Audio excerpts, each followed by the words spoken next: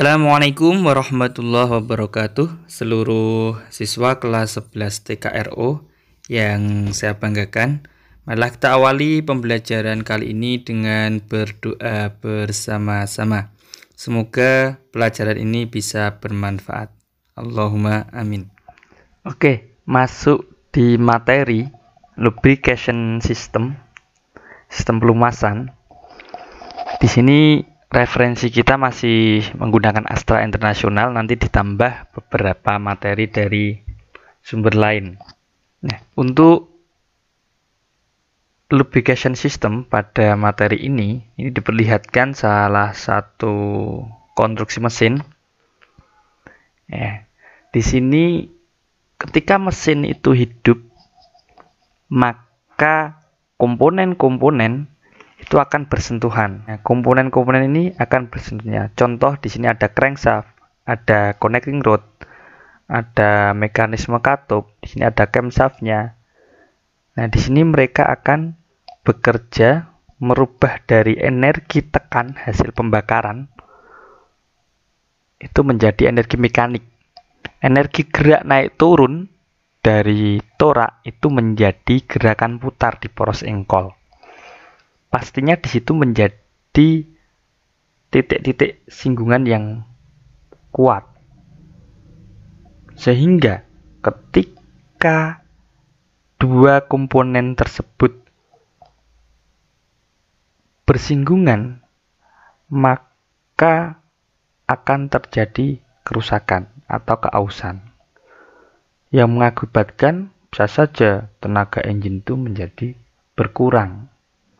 Ya, komponen aus dan mesin bisa saja berhenti beroperasi karena panas, karena kerja tidak bisa memenuhi syarat. Ya, oleh karena itu pada mesin itu dibutuhkan minyak pelumas. Ya, minyak pelumas itu dia akan mencegah kontak langsung antara dua logam yang bergesekan. Ya, salah satunya itu. Jadi minyak pelumas itu adalah salah satu bahan pokok untuk sistem pelumasan ini bekerja. Lanjut, di sini diperlihatkan di sebelah kiri itu gambar mesin yang sudah ada ya flow card-nya ya ini ya. Ini merah ini ada aliran dari minyak pelumas, ada penomoran komponen-komponen. Sebelum di sini maka saya ingin memperlihatkan fungsi minyak pelumas biar jelas. Yang pertama adalah membentuk lapisan atau oil film. Ya. Di situ oli akan mencegah kontak langsung permukaan logam dengan lainnya, mengurangi gesekan, mencegah kausan dan panas. Nah, artinya di sini ketika gesekan itu berkurang, itu panas akan berkurang. Yang kedua, itu mendinginkan bagian-bagian mesin. Ya, bagian-bagian mesin ini dia akan berkurang panasnya karena ada aliran olinya. Di sini bukan mendinginkan arti mesin dalam posisi dingin, karena kita tahu bahwa mesin atau engine itu tetap membutuhkan panas atau suhu kerja yang pas agar proses kerjanya itu bisa maksimal. Nah, jadi mendinginkan bagian-bagian mesin ini harus dipahami dengan baik. Ya, mesin butuh panas, tapi dengan oli dia akan mengurangi dari panas bagian-bagian tertentu. Contoh yang di sekitar pembakaran nanti panasnya berlebih. Dengan sirkulasi oli maka dia akan lebih berkurang. Ya, gesekannya akan berkurang sehingga panasnya juga akan berkurang. Yang ketiga, oli berfungsi sebagai perapat atau sealer antara torak. Contohnya antara torak dan dinding silinder. Torak ini artinya di sini ada ring toraknya, ada ring toraknya itu yang bersinggungan dengan dinding silinder. Karena ada olinya, maka dia akan lebih rapat. Proses kompresi lebih bagus, ya. Nah, dia akan sebagai perapat. Yang keempat, oli mengeluarkan kotoran dari bagian-bagian mesin. Nah, karena ada sirkulasi, maka ya, sirkulasi di sini, maka kotoran yang ada di komponen-komponen ini bisa berkurang. Kotorannya bisa berkurang terbawa oleh oli. Dan terbukti, ya di sini ada komponen namanya filter oli ya. Filter oli akan kotor. Nah, kotorannya itu artinya kan kotoran di komponen ini akan terbawa sirkulasi oli dan akan menumpuk di filter oli. Yang kelima itu melindungi bagian mesin dari karat. Nah, kita tahu logam yang dibuat untuk komponen engine di situ dia akan mengalami oksidasi atau karat. Ya, maka dari itu dengan oli ini dia akan menghindari itu. Sehingga ketika ada bagian komponen engine yang tidak terlumasi oli, ya tandanya salah satunya ada dia akan berkarat. Oke. Itu ya untuk fungsi minyak pelumas lebih detailnya. Untuk keterangan dari nomor gambar di sebelah kiri, ini yang pertama adalah oil pan. Nah, oil pan di sini dia berfungsi sebagai penampung oli, yang mana nanti jumlah dari oli yang ada di dalam mesin itu bisa dideteksi dengan ini nomor 4, yaitu dipstick level gauge. Jadi stick ini nanti ketika dicek dalam perawatan sistem pelumasan, kita akan tahu jumlah dari oli yang ada di dalam mesin. Walaupun indikasinya di situ ada cukup, terlalu lebih atau kurang pada stick ini akan terlihat, bukan cc-nya. Tapi dari indikasi itu maka akan diketahui jumlahnya aman, jumlahnya cukup, jumlahnya kurang, jumlahnya berlebih dan sebagainya. Oke, yang kedua di sini ini ada oil strainer. Nah, oil strainer ini nanti kita lihat di sini ada saringan tapi kasar. Dia akan menghubungkan ke 3 ini oil pump. Sehingga di sini ada pipa yang dia sedikit mendasar di dalam oil pan untuk saluran hisap pada oil pumpnya. Nah, ini oil pump. Selanjutnya ada yang namanya 5 ini oil pressure switch. Oil pressure switch di sini dia akan mengetahui tekanan dari oli. Ketika terjadi sirkulasi maka di sini ada tekanan. Nah, tekanan ini ketika dia cukup, dia akan menyalurkan ke lampu panel pada dashboard. Nah, ketika tekanan cukup, maka lampu dalam panel itu akan mati. Yang keenam, ini ada oil filter, yang mana oil filter ini salah satu komponen yang harus periodik penggantiannya, sama dengan oli tersebut. Oke, di sini ya komponen utamanya ini pada sistem pelumasan. Walaupun di dalam engine ya ada hole-hole, ada lubang-lubang untuk aliran dari pelumasan itu sendiri. Nah, kalau kita lihat flow card-nya di sini dari oil strainer, ketika mesin hidup, pompa ini akan bergerak. Setelah itu pompa akan mengalirkan tekanan dalam filter. Nah, output filter dia akan melalui hole, lubang-lubang, dan akan masuk di beberapa komponen. Nah, ini di dalam mesin ya, ini ya lubangnya. Dia akan masuk ke poros engkol. Ya, yang poros engkol di sini ada lubang yang kemarin kita bahas komponennya, yaitu untuk aliran pelumasan. Dia akan naik ke dalam camshaft. Nah, di dalam camshaft itu ada lubangnya, sehingga di sini juga berfungsi untuk pelumasan. Nah, di sini ada komponennya, ada chainnya, rantainya, dia akan terlumasi oleh oli yang sudah dipompa. Oke, selanjutnya di sini cara kerja minyak pelumas. Nah, di sini ada ilustrasi, ada shaft atau ya poros Dan ini ada piring, dan ini ada capnya, tutupnya. Nah, ini salah satu sumama semacam ini. Nah, ini yang biru ini yang namanya oil film. Walaupun ini ketika kita lihat kasat mata juga sulit untuk terlihat. Ya. Nah, ketika basah oli ya itu namanya oil filmnya di situ. Nah, ini diperbesar sehingga kita seperti ini. Yang biru ini oil film, sehingga ketika ini berputar, ya, shaftnya ini porosnya berputar, maka dia tidak bergesekan langsung dengan piring. Walaupun semakin lama juga ini butuh pengecekan. Ya, celah ini harus dicek. Ketika berlebih ya harus di undersize namanya ya. Ya, piringnya ini harus dipertebal kembali. Oke, macam-macam metode pelumasan ya.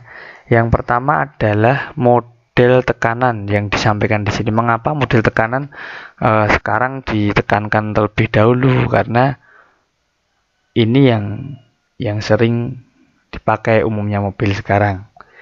Ya, tekanan di sini dihasilkan dari yang namanya oil pump. Oil pump ini dihubungkan dengan putaran engine. Ketika engine itu bekerja, ya, maka oil pump itu juga langsung ikut bekerja. Yang kedua ada model percikan. Nah, percikan ini dari mana? Percikan ini adalah bentuk dari poros engkol. Apa poros engkol? Karena poros engkol itu paling dekat dengan oil pan. Nah, poros engkol ini diberi salah satu bentuk seperti ya dia bahan untuk memercikan oli. Ya, di sini akan ketika berputar dia akan percikan oli, sehingga oli itu bisa bisa merata ke seluruh komponen di dalam mesin, atau bahasanya kalau di sini ya spon atau sendok gitu ya. Ya, bentuk ini siapa dia akan ketika putar memercikan oli ke bagian-bagian komponen mesin yang lain. Yang ketiga ini adalah model kombinasi percikan dan tekanan. Nah, ini juga ada ya. Jadi masih ada sendoknya tapi juga ada pompanya.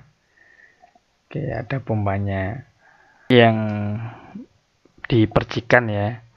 Ini percikan semacam ini. Oke.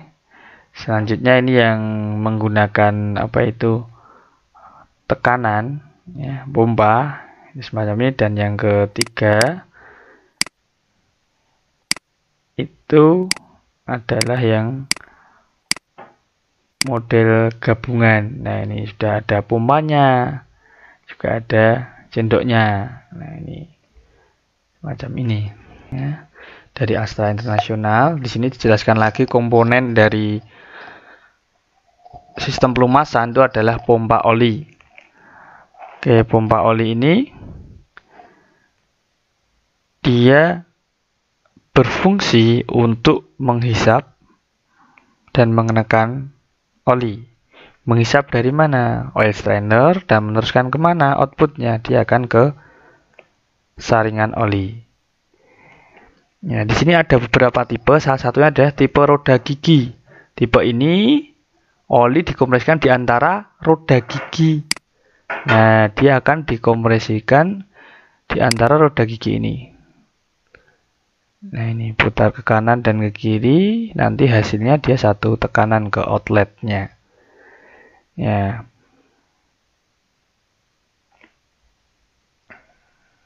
Yang kedua ini adalah model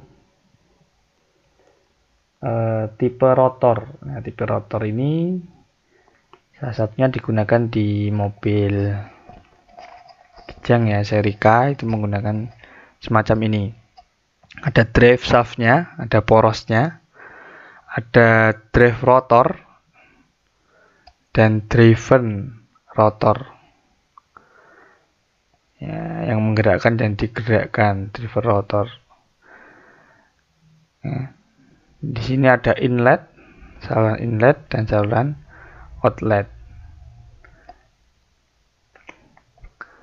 Ya, ini sama sebenarnya, ada distributor yang ini tipe pump operasional. Nah, di sini ada input dan ada output. Oke, di sini dijelaskan salah satu komponen, ya, komponen ya jenis rotor pump operasional. Ya, di sini ada saluran in dan saluran out, dan ada yang namanya relief valve. Nah, di sini ada drive rotor dan driven. Nah, ketika nanti ini putaran semakin tinggi, ini ada yang namanya relief valve. Nah, relief valve ini nanti fungsinya untuk mengembalikan tekanan oli yang berlebih. Yang selanjutnya oil filter. Nah, oil filter ini yang saya sampaikan tadi, ya, ini perlu perawatan berkala atau penggantian yang berkala. Nah, biasanya kalau di kendaraan ya dia ukurannya adalah kilometer. Yang pertama ini komponennya di sini adalah check valve, ya, check valve atau katup, ya, katup. Dia ada in, ya, dia akan masuk di sini. Dua ada elemen, ya, elemen. Yang ketiga adalah case atau bahan dari ini, case-nya ini, casing atau bagian terluar dari filter oli. Yang keempat itu adalah relief valve. Jika tekanan berlebih, dia juga akan ada alirannya sendiri, ada jalurnya sendiri, sehingga oli itu juga tidak semuanya melalui elemen ini, tapi ada saluran sendiri, yaitu melalui relief valve.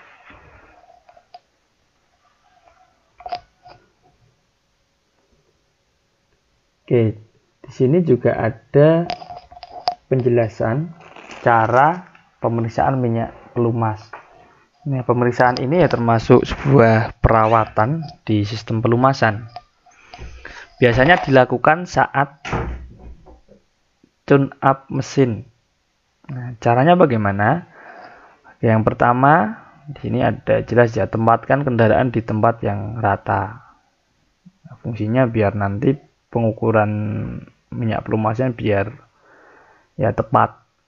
Yang kedua, apabila kendaraan habis perjalanan panas, tunggu 30 menit. Biar apa? Biar oli yang ada di komponen bagian engine atas itu bisa dia akan turun ke panci atau oil pan-nya dulu. Yang ketiga adalah apabila kendaraan dalam kondisi dingin, hidupkan 1-3 menit kemudian matikan. Dia biar juga ada minyak yang posisinya itu dia melumasi di komponen-komponen yang berada di atas. Yang keempat, tarik batang pengukur, ya, atau sticknya di sini, dan bersihkan dengan kain lap, kemudian masukkan kembali dengan tepat. Jadi sebelum dimasukkan kita nggak langsung tarik ukurannya berapa, dibersihkan dulu. Dia ada upper, ada lower ya. Biasanya tandanya dia hanya apa ya, hanya garis-garis semacam itu, tidak ada keterangannya juga. Tapi intinya yang atas itu batas penuh, yang bawah itu batas minimal. Ketika masih di tengah-tengah itu nanti masih cukup. Nah, tarik kembali batang pengukur, kemudian perhatikan, periksa volume minyak harus pada level F dan L, full atau low, ini kurang ya, pada batang pengukur. Nah, periksa viskositas, ya, kekentalan minyak dengan jari tangan, periksa perubahan warna minyak mesin. Nah, ini tandanya L dan F itu terlalu penuh, full atau low. Di sini ketika ada semacam ini ya dia akan bagus di tanda ini. Viskositasnya bagaimana? Dari dua ujung jari, yaitu ibu jari dan jari telunjuk, itu digesekkan. Ketika di situ masih ada batasan antara dua gesekan ini, ya dia masih bagus. Ketika lihat dari itu rasa dari gesekan dua jari. Tapi di sini juga ada melihat yang namanya warna dari minyak pelumas. Tidak lupa di sini harus melihat yang namanya lampu indikator pada kendaraan. Ya, lampu ini, oil ini, tanda pelumas ini harus mati ketika mesin sudah berputar atau bekerja. Ketika on dia akan hidup, ketika mesin bekerja dia akan mati. Karena ini tanda ini yang dihubungkan dengan yang namanya switch tekanan oli.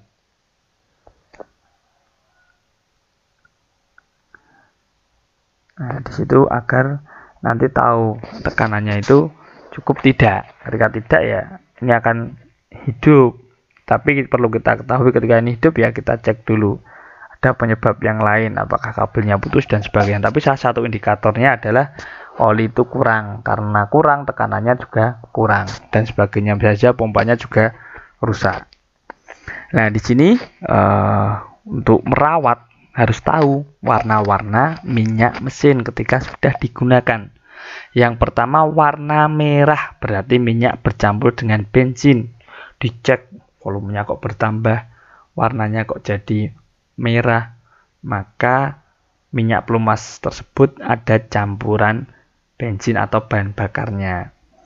Yang kedua, warna kelabu, ya abu-abu, ada ya gram-gramnya gitu, dia akan bercampur dengan serbuk bantalan. Ya, kalau bantalannya modelnya warnanya apa itu silver, aluminium alloy yang warna silver, ya dia akan warnanya seperti itu ya serbuknya. Yang ketiga, warna susu. Nah, ini kan ngecek kok ini bertambah warnanya jadi putih, maka indikasinya itu akan bercampur dengan air. Yang keempat, warna coklat berarti dia bercampur dengan karbon. Oke, jadi minyak pelumas itu ada ukurannya, ada kodenya, sehingga pemahaman kode itu juga harus tahu. Ya, di sini juga dijelaskan minyak pelumas mesin bensin disarankan menggunakan minyak dengan tingkat kekentalan. Contoh ini yang mesin dulu ya, SAE 30, 20, 50, W/50 dengan api servis SE ke atas. Artinya ini mesin yang dulu. Kalau sekarang dia sudah menggunakan 10, 40 dan sebagainya. Sehingga lebih cair oli yang sekarang untuk viskositasnya. Oke, mungkin ini materi dari sistem pelumasan. Nanti siswa harus mampu menjelaskan siklus dari oli ini, ya, mulai dari mesin hidup, pergerakan oli ini kemana dan kembali kemana, itu sudah paham. Saya contohkan semacam ini. Ketika mesin beroperasi, ya,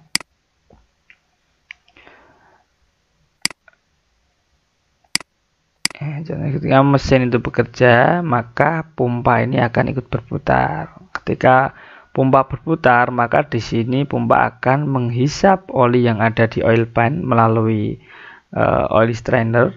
Ini akan masuk ke pompa dan output dari pompa akan dialirkan ke filter. Nah, ke filter. Nah, filter akan menyaring dari oli yang sudah dikirimkan dari oil pump menuju ke oil filter dan diteruskan menuju ke komponen-komponen engine, yaitu ke poros engkol, ke camshaft, ke timing chain, ya. Di sini dan nanti akan kembali lagi ke carter. Ya, saat tekanannya itu cukup, maka dia akan tekan switch dan menggunakan ke indikator, maka lampu itu akan mati. Jadi anak-anak harus tahu komponen ini. Ya, pertanyaan ini fluktuatif. Contoh stick ini fungsinya apa, bisa dijelaskan. Oke, gitu ya. Untuk pertemuan kali ini saya anggap cukup. Terima kasih atas perhatiannya. Semoga ilmunya bermanfaat. Tetap semangat, ya, jaga kesehatan. Semoga pandemi segera berlalu. Kita akan belajar di pertemuan praktek dengan gembira, dengan semangat. Terima kasih. Saya Heri. Wassalamualaikum warahmatullahi wabarakatuh.